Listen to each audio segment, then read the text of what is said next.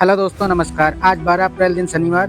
बिना देरी करते हुए 12 अप्रैल से जुड़ी बड़ी खबरों को आइए फटाफट देख लेते हैं। पाकिस्तान ने अखनूर में भारत पाकिस्तान नियंत्रण रेखा पर संघर्ष विराम का उल्लंघन किया।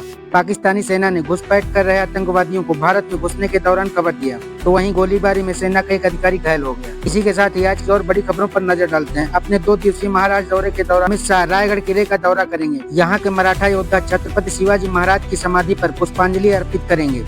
सुप्रीम कोर्ट ने कहा है कि तमिलनाडु के राज्यपाल की ओर से भेजे गए 10 विधायकों पर राष्ट्रपति ने अगर कोई कार्रवाई की है तो वह भी गैर कानूनी है। शीर्ष कोर्ट ने स्पष्ट कहा है अगर किसी विधेयक को राज्य विधानसभा की ओर से दोबारा पारित किया जाता है तो राज्यपाल राष्ट्रपति की मंजूरी के लिए उसे सुरक्षित नहीं रख सकते। केकेआर ने सुनील नारायण के ऑलराउंडर प्रदर्शन के दम पर सीएसके को 8 विकेट से हराया। केकेआर ने टॉस जीतकर पहले बल्लेबाजी करने का फैसला लिया और सुनील नारायण की अगुवाई में गेंदबाजी के शानदार प्रदर्शन से सीएसके को 20 ओवर में 9 विकेट पर 103 रन पर रोक दिया। जवाब में नरेन ने बल्ले से भी शानदार प्रदर्शन किया और 18 गेंदों पर 2 चौके और 5 छक्कों की मदद से 44 रन बनाए, जिसकी मदद से केकेआर ने 10.1 ओवर में 2 विकेट पर 107 रन बनाकर जीत हासिल कर ली। भारत और अमेरिका के बीच एक अंतरिम व्यापार समझौता अगले 90 दिनों अमल में आ सकता है। दोनों देशों ने प्रस्तावित द्विपक्षीय व्यापार समझौते के पहले चरण पर बातचीत के लिए संदर्भों की शर्तों को अंतिम रूप दे दिया है। भारत सरकार के एक अधिकारी ने शुक्रवार को कहा कि यह संभव है कि अगले 90 दिनों में दोनों पक्षों की जीत वाला कोई सौदा आकार ले ले। रुड़की में पिछले दिनों खुलेआम शस्त्र लहराने के वीडियो पूरे देश में वायरल होने और जमकर हवाई फायरिंग के बाद जिला प्रशासन ने सख्त कदम उठा लिए हैं। अब जिले में 1 से अधिक असलहे किसी के पास हैं तो उसे जमा करना होगा। ऐसा नहीं करने वाले व्यक्ति के सभी लाइसेंस निरस्त किए जाएंगे।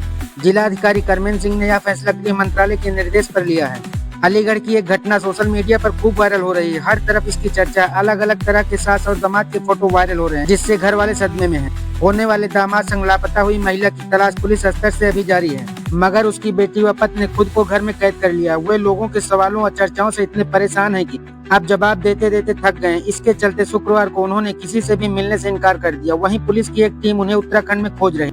कानपुर में नौबस्ता के मछरिया में स्थित जामा मस्जिद में नमाज के बाद कुछ युवकों ने वक्फ संशोधन कानून के विरोध में बैनर लहराए और नारेबाजी की। इस बीच एक युवक ने अपने ऊपर ज्वलनशील पदार्थ छिड़क कर आत्मदाह करने की कोशिश भी की, लेकिन मौके पर तैनात पुलिस कर्मियों ने उसे तुरंत दबोच लिया।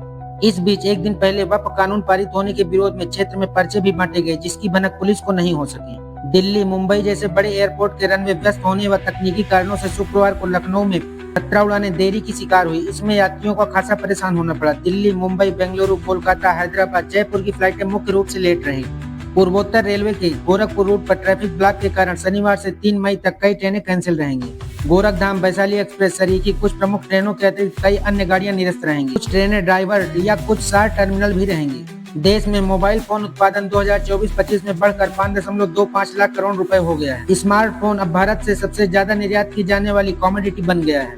PLI योजना और वैश्विक मांग ने भारत को एक बड़ा इलेक्ट्रॉनिक्स मैन्युफैक्चरिंग हब बना दिया है। डिजिटल पहुंच और खुदरा निवेशकों की छोटी शहरों से बढ़ती भागीदारी के कारण नेशनल स्टॉक एक्सचेंज ने अप्रैल 2025 तक 22 करोड़ निवेशक खाते जोड़े हैं। एक्सचेंज ने बयान जारी कर इसकी जानकारी दी है। शुक्रवार को 30 शेयरों वाला BSE सेंसेक्स 1310.11 अंक उछलकर 75,157.26 अंक पर बंद हुआ, तो वहीं दूसरी ओर NSE निफ्टी 429.40 अंक बढ़कर 22,828.55 अंक पर पहुंच गया। महाराष्ट्र पुलिस ने म्यांमार में साइबर गुलामी में फंसे 60 से ज्यादा भारतीयों को बचाया है और इस मामले में एक विदेशी समेत 5 एजेंटों को गिरफ्तार किया गया है। पीड़ितों को नौकरी का लालच देकर म्यांमार ले जाया गया था, जहां उनसे साइबर ठगी करवाई जाती थी और विरोध करने पर उन्हें प्रताड़ित किया जाता था।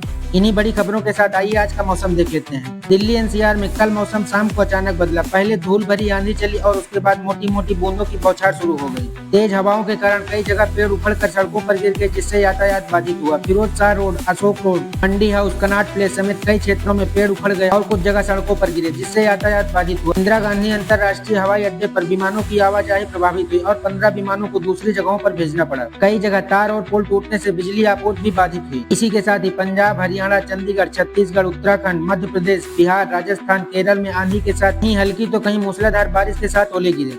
आज भी इन राज्यों में बारिश, बिजली गिरने और ओलावृष्टि की संभावना है। इन्हीं खबरों के साथ आइए सराफा बाजार पर नजर डालते हैं। शुक्रवार को राष्ट्रीय राजधानी में सोने की कीमतों में बड़ा उछाल दिखा। सोने का भाव 6,250 रुपए की तेजी के साथ 96,450 रुपए प्रति 10 ग्राम के रिकॉर्ड स्तर पर पहुंच गया है, तो वहीं दूसरी ओर चांदी की कीमत भी 2300 रुपए की जोरदार तेजी के साथ 95,500 रुपए प्रति किलोग्राम पर पहुंच गई। ऐसे ही बड़ी खबरों के लिए वीडियो को लाइक कर लें और चैनल को सब्सक्राइब कर लें, जिससे कि डेली का न्यूज़ अपडेट आपको मिलता रहे। आपका दिन शुभ हो। धन्यवाद।